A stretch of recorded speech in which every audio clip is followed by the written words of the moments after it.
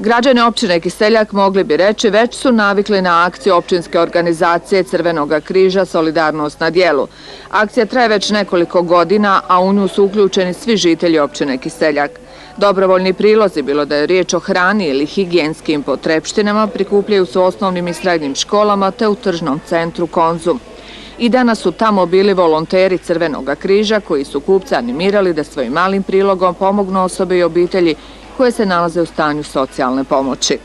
Pa ovo je akcija Tjedan solidarnosti, to organizujemo svake godine u sklopu akcije Crvenog križa, znači mi prikupljamo hranu za socijalno ugrožene i dijelimo je u našim prostorijama. Pa skupljamo već neki 2 sata, odaziv je veoma dobar do sada i očekujemo još bolji. Akcija koja je u Konzumu počela jutros i trajala do poslijepodnevnih sati, provodit će se i sutra.